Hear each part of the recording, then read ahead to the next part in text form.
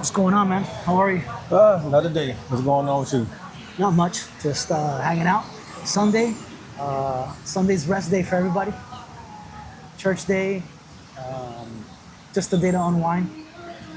But I know we're here today to work out on your meal plan because it's something that you want to proceed and go back to. So I don't know. Tell your audience what it is that you want to do and what are we doing here. So, right now, we at this lovely Starbucks again. And my goal, as far as fitness, is to, of course, get back fit. You know, I would like to reach 200, but lean. And as Damien was explaining to me, it's going to be a challenge. And with the journey that I'm on right now, as far as my life, mental, emotions, I feel it's only right that I add the fitness part to reach my destination. So 200, if it's a challenge, I'm with it. Yeah, I think 200 is it's not that it's impossible, it's doable. It's just going to take time because when you're gaining, as I was telling Rick earlier, when you're gaining muscle, you have to eat in a surplus of calories. And no matter how fast your metabolism is, to gain that size, you have to bulk up a little bit of fat. So we have to get them to 200, we're going to have to get them probably realistically 215 or 220 and then start cutting him down. Now, there is a possibility that since we've worked together before, we started him like at 180 something and we got him up to like 190 something, 197, I believe I started at 181 and got me up to 195. 195, and it was lean muscle because he started packing on size and his abs were coming out. So there's a possibility that his body can react and not get fat. My approach to gaining muscle is very old school mentality. I like to go low fats and keep carbs high and keep the protein high because fats just make you fat. It's just a reality. You cut carbs at a certain point when you're like stuck and trying to lose weight, but to build muscle, you need carbohydrates. They fill your body up with water. And I've shown this method to a lot of people. And Vic, when he hired me the first time, he was a non-believer and I made him a believer. I literally fed Vic about 500, 600 grams of carbs a day and he was just getting leaner and bigger and more defined. So carbohydrates are not the enemy. Now, obviously, if you eat sugar and pancakes, or we just had pancakes and waffles and all that shit, that's really bad. But my mentality or goal right here is to get Vic on a plan of, what do you weigh now? I want to say I weigh maybe 184, 185. Okay, so 184, 185, I want to put Vic on about 160 grams of protein a day, no more than that, maybe close to 180, and his carbs are going to do about 250 to 300 grams, and the fats, we're going to keep them under 80 a day. I don't want to go high on the fats. That's going to be the goal, whether if it's in 6 meals, 4 meals, 3 meals, it doesn't matter. Right? So as long as you hit those macros, then we should be good. So let me ask you a question. Hold on, it's a plane. I have it loud, that plane. I've been playing loud. All right, go ahead. So realistically, what would be your plan to make sure I stay on track? You know how my schedule is with work and Well, kids and everything else. so once we do start the plan, which I'll probably shoot you your diet most likely by tomorrow. I'll try today, but if not by tomorrow, so you can start getting your stuff and preparing your meals.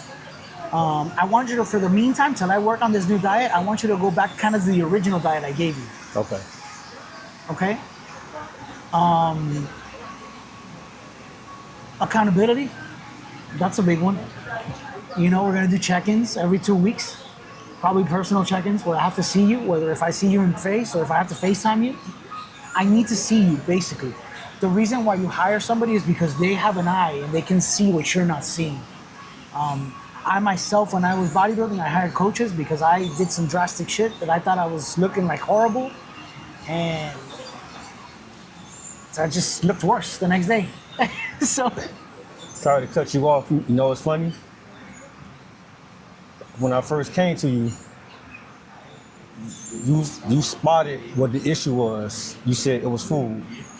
Me, I thought I was working out and I thought I was eating the right amount. You said no, you have to incorporate more food. So when you said that, and I started to eat more food with the diet plan that you gave me, you made me a true believer. yeah, and that's the thing. A lot of people don't realize it. The biggest mistake in getting to your goals, and it took me a long time, dude. Because when I started working out, I was obese, and I just wanted to get skinny and have abs, and I didn't give a crap about muscle.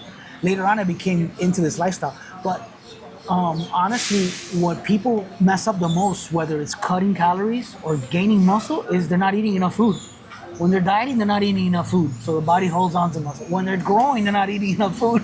So, and as you saw, you're a testament. Even because I coach natural athletes and I coach enhanced athletes on performance enhancing drugs, and the last thing, even with my performance enhancing drug guys, the last thing we move is the drugs. It's always the food, because people don't realize how important the food is. Like, food is, you're not gonna reach your goal if you're not following your food goals. Your macros, you're not hitting them.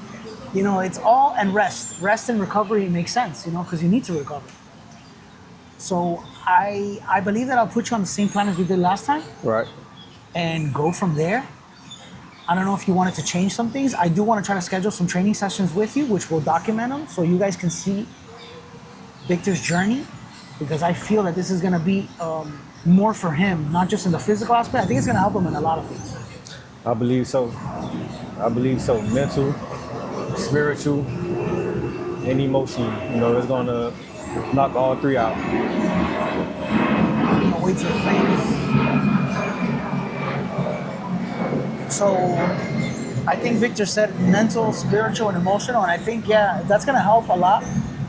Believe it or not, I think fitness helps people out for some reason, especially when they're so dedicated to it, because you create a consistency, you create habits. And the one thing that I think I've put onto him, like I've put onto other people, is the word motivation sucks. It doesn't exist, because motivation comes and goes. But if you're consistent, if Victor has a job where he has to wake up every day at a certain time, no matter what, and he doesn't need motivation, he needs consistency for that. So that type of job, you have to wake up at that time. I have a consistency where now lately in the past, I've been waking up a little bit later, but it doesn't mean that I still don't go train first thing in the morning. But throughout many, many, many, many years, I always constructed waking up at 3:30 in the morning or 4 in the morning and to go work out. And I do it on the days that I'm tired. I do it on the days that I have a bad attitude. I do it on the days that I'm sad and emotional, on the days that I'm happy and I'm great. I still do it no matter what, because I created a habit out of it. And that's one of the reasons why I'm able to attain and maintain the physique that I have, because I made it a habit no matter what. No, I'm not gonna lie. That right there, that habit is gonna be the kicker for me, because of how my days are. But I called you for a reason, so it's gonna be a challenge, but I'm gonna stick to it. Good. And I'm gonna give you some self-growth books. And one of the first ones that I ever read was Atomic Habits. It's one of the best books in the world that you can read. It's the #1 bestseller. And I'm actually reading another book from him now. He tells you how to get these habits, and there's a point where he's talking about a lady that she's always complaining to her husband or her boyfriend about him playing on the PlayStation. He didn't know how to control it. So he tells the guy the best way to control that is every time you're done playing the PlayStation, unplug it, put it all back together and put it back into the box where it came from and put it away. And the next day you're gonna come out and play. What's gonna happen is that by the 3rd or the 4th day, You're gonna get tired. You're gonna get tired of putting that shit away back in, and you ain't gonna take it back out. So you see what that habit did? It took away probably something bad, I'm not saying that playing video games is bad, because you do need a downtime, but I'm saying that if it's taking away more time out of your positive, constructive time to do productive stuff, and in your household, and especially your life, your family time, then it's something you gotta cut out. It's one of the reasons why I don't game. I mean, I've had PlayStations and I sold them. I've had Xboxes and I sold them. I have a badass PC that is insane, and I use it to video edit, but I can use it to play. And I try not to because I don't want to get hooked onto it. You It's know? like a drug. There's a lot of people, I mean, there's a lot of guys that are 40, 50, 60 years old and they're hooked on that stuff, bro. They're like worse than teens. And the majority of them, you see them and they're unhappy in their lifestyle. Yeah. They're unhappy. And I'm sorry, I'm not saying that you should be obsessive with your health and your life, but I think that a man or even a woman should give the example to their kids, especially if they have kids, because you're just setting them up for failure if you're showing them something that you yourself think is not right, but Right. you're not doing anything about it. Right. Obviously, Victor is in good health condition. Victor is not obese or fat or anything like that. He just has a goal. He wants to attain a physique, and I get it. You become obsessive with that. Well, I have another question. You spoke on something earlier about natural and drugs. I would like to be all natural. So how would you play that? Okay. Well, I did bodybuilding for 8 years of my life. I did my first 3 shows natural. I stepped on stage at 179 pounds, 5% body fat, ripped to the bone, but not even one drug in my body. So I don't think you need drugs until you hit a plateau. Okay. And only you will know when that plateau is. Okay. So I hit a plateau when I got to 200. When I got to 200, and it's funny because when I was at that 200 and I hit that plateau, I didn't even have the look that I have now at 188. Now at 188, I look like I'm 205. That's how much you weigh now? Yeah, because it's called muscle maturity. You start building this thing called muscle maturity. I didn't believe in that. I thought that was a hoax. People talking about, oh, that's bullshit. No, it exists. I didn't have the fucking shoulders that I have now. Are you insane?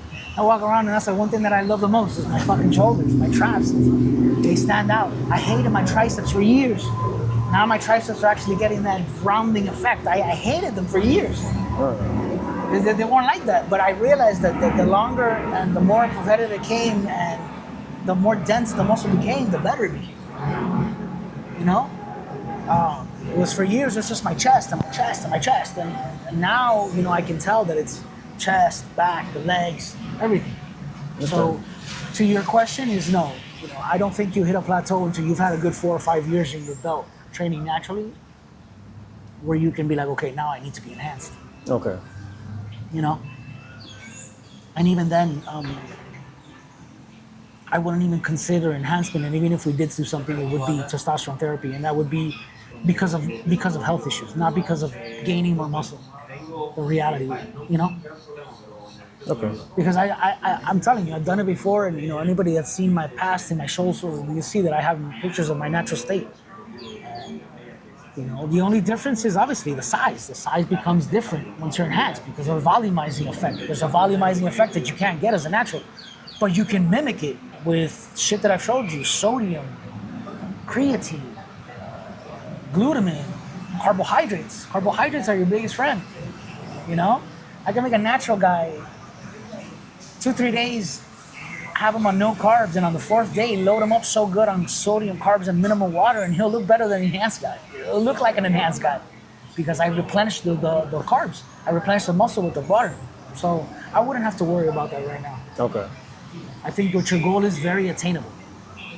You know, it becomes very different when you are, you know, the fact that we got you to like 195, you know, with good muscle mass, is what gives me that assurance that I can do 200. You know? Well, shoot, I probably need to shoot for a higher goal, and I probably need to shoot for 210, 215. Yeah, that would look great. That you know, that's a hell of a look. I'm not gonna lie. I mean, the biggest I ever been was 218. That's 6% body fat, and I look like a freak. I look like a freak. And I had to wear double XL shirts, and they were tight. It was just stupid. You know? I mean, would I ever go back to that? I don't know. My health is more important to me right now at my age. But, and I feel comfortable while I'm at. But I think we'll do good in this journey, man. Are you ready to put in that time? Yes, I'm ready for the transformation. My previous life, it's not fulfilling, it's not getting me where I need to be at. So my next step is to go on this path right here. So I got no choice but to be ready. Sounds good, Vic. All right, man. I'll let you tell your audience whatever you want. Another plane. Hold on. This area has a lot of planes. I bet. Yeah, the airport, you would think the airport further that way, you won't hear so much of the airplanes. Like I said, I'll let you intro out to your audience. I just want you guys to follow me on the transformation journey. It's going to be rawness, raw emotion, raw mental aspects, just everything raw.